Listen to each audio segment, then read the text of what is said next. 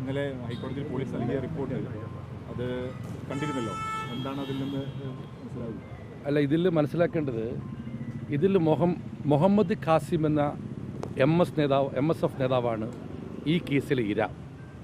അദ്ദേഹം കൊടുത്ത പരാതിയിൽ ഇന്ന് വരെ പോലീസ് കേസെടുത്തിട്ടില്ല.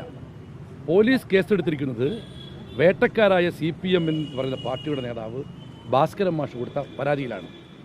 അതിൽ കേസെടുക്കാത്തപ്പോഴാണ് ശ്രീ പാറക്കൽ അബ്ദുള്ള മുൻ MLA മുൻകൈ എടുത്തുകൊണ്ട് കേരള ഹൈക്കോടതിയിൽ ഇത് സംബന്ധിച്ച് പരാതി ഫയൽ ചെയ്തത്. ആദ്യം പോലീസിനോട് റിപ്പോർട്ട് തേടി. ഇപ്പോൾ പോലീസ് ഹൈക്കോടതിയിൽ സമർപ്പിച്ച അഫിഡവിറ്റിൽ പറയുന്നത് ഇടത് പാർട്ടിയുടെ ഗ്രൂപ്പുകളിലാണ് ഇത് പ്രത്യക്ഷപ്പെട്ടതെന്നാണ്.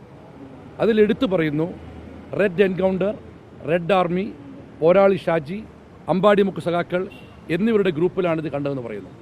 മാത്രവുമല്ല, അതിൽ ഗുരുതരമായ മറ്റൊരു കാര്യം പറയുന്നുണ്ട്. ഈ ഗ്രൂപ്പിലെ അഡ്മിന്മാരെ അവരെ ചോദ്യം ചെയ്തപ്പോഴും അവരുമായി ബന്ധപ്പെട്ടുള്ളൂ അവിടുത്തെ വടകര ബ്ലോക്കിലെ DYFIൻ്റെ പ്രസിഡന്റ് ഇതിൽ പങ്കുണ്ട് എന്ന് വരുന്നു.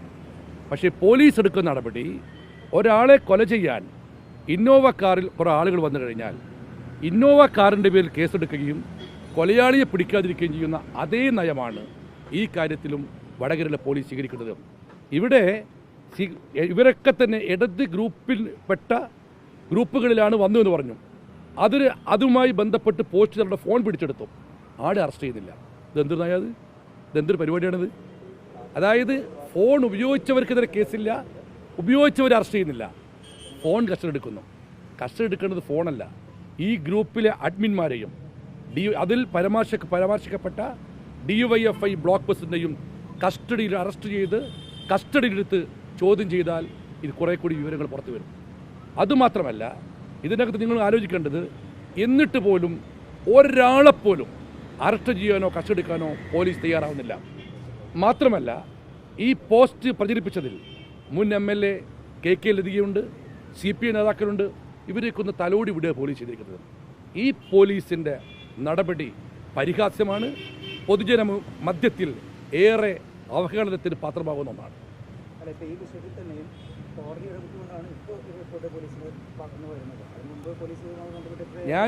ഞാൻ പറഞ്ഞല്ലോ, ഇതിൽ ഇരയായ മുഹമ്മദ് ഖാസിമിൻ്റെ പരാതിയിൽ പോലീസ് ഇന്ന് വരെ കേസെടുത്തിട്ടില്ല.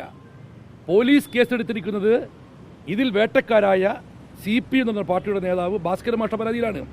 അപ്പോൾ നീതി കിട്ടാൻ വേണ്ടിയും ഇത്രയും കാര്യങ്ങൾ പുറത്തു വരാൻ പോലും ഹൈക്കോടതിയെ സമീപിക്കേണ്ട അവസ്ഥ ഉണ്ടായിരിക്കുന്നു.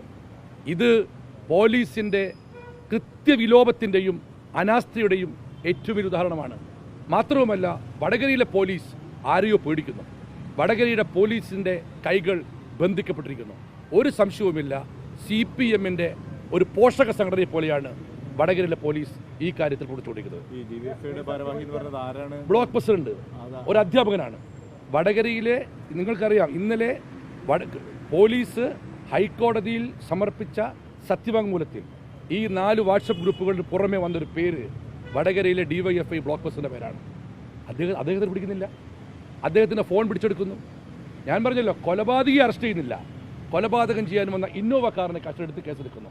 അതേ നയമാണ്, അതേ പരിപാടിയാണ് ഈ കാര്യത്തിൽ വടകര പോലീസ് ചെയ്തിരിക്കുന്നത്. 100%. കാരണം എന്താ വെച്ചാൽ, ഇത് CPM കുറേ കാലങ്ങളായി നാട്ടിൽ ചെയ്യുന്നതാണ്. വ്യക്തിഹത്യ, വർഗീയ ധ്രുവീകരണ ശ്രമം, എന്തെങ്കിലും ഒരു വോട്ടിനോ നേട്ടത്തിനോ വേണ്ടിക്കൊണ്ട് എന്ത് വൃത്തികേടും നടത്താൻ മടിക്കാത്ത പാർട്ടിയാണ് മാർക്സിസ്റ്റ് പാർട്ടി. ഇതിലൂടെ ഇത് പൂർണ്ണമായും പുറത്തു വരുമെന്ന് CPM ഭയക്കുന്നു. CPMൻ്റെ ഭീതിക്കൊപ്പം വടകരയിലെ പോലീസ് നിൽക്കുന്നു. ഇതാണ് സംഭവിച്ചുകൊണ്ടിരിക്കുന്നത്. ഞാൻ ചോദിക്കട്ടെ നിങ്ങളോട്, പോലീസ് അത് ഹൈക്കോടതിയിൽ മുഹമ്മദ് ഖാസിം പാറക്കൽ അബ്ദുള്ള മുൻകൈയെടുത്ത് ഹർജി കൊടുത്തപ്പോഴേ ചെയ്യുന്നുള്ളൂ. ഇത് എന്തിനായിരുന്നു ഹൈക്കോടതിയിൽ ഹർജി വരെ കാത്തുന്നത്? പോലീസ് നിഷ്പക്ഷമായിരുന്നുവെങ്കിൽ എന്തിന് ഹൈക്കോടതിയിൽ മുഹമ്മദ് ഖാസിം ഹർജി ഫയൽ ചെയ്തവരെ ഈ റിപ്പോർട്ടോ ഈ നടപടിയെടുക്കാൻ വൈകി? അതൊരു വലിയ ചോദ്യം ഇതിൻ്റെ അകത്ത്. അതുമാത്രവുമല്ല, നിങ്ങൾ മനസ്സിലാക്കേണ്ടത്, ഇതെന്താ ചെയ്തിരിക്കുന്നത്? സമൂഹത്തിൽ വർഗീയ ധ്രുവീകരണവും വർഗീയ സ്പർദ്ധയും വർഗീയ ലഹളയും ഉണ്ടാക്കാൻ മാത്രം എത്രയും ഗുരുതരമായ സാധ്യതയുള്ളൊരു പോസ്റ്റിംഗാണ് നടത്തിയിരിക്കുന്നത്.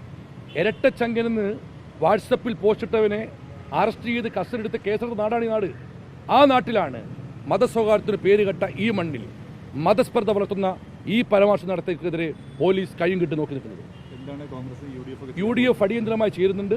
വടകരയിലെ പ്രതിഷേധ സമരം UDF ജില്ലാ കമ്മിറ്റി പ്രഖ്യാപിക്കും.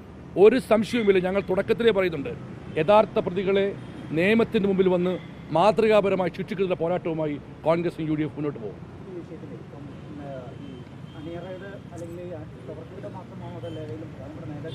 ഇതിൻ്റെ പിന്നിലുള്ളത് CPMന്റെ ഉന്നത നേതാക്കളാണ്. CPMന്റെ ഉന്നത നേതാക്കളുടെ അറിവില്ലെങ്കിൽ സംസ്ഥാന കമ്മിറ്റി അംഗമായ KK ലതിക മുൻ MLA എങ്ങനെയാണ് ഇത് ഷെയർ ചെയ്യുക? ഇത് ഇവിടെ നിന്നല്ല, കേരളത്തിലുടനീളം സൈബർ കൊട്ടേഷനും സൈബർ ഗുണ്ടകളും ഉണ്ട് CPMനും. അവരുടെ പ്രവർത്തനത്തിൻ്റെ ഫലമാണ് ഈ പോസ്റ്റ്. ഇത് ഇവിടെ വെച്ച് നുള്ളണം. ഇല്ലെങ്കിൽ കേരളത്തെ കാത്തുകിടക്കുന്നത് ഏറെ അപകടകരമായ അവസ്ഥയായിരിക്കും.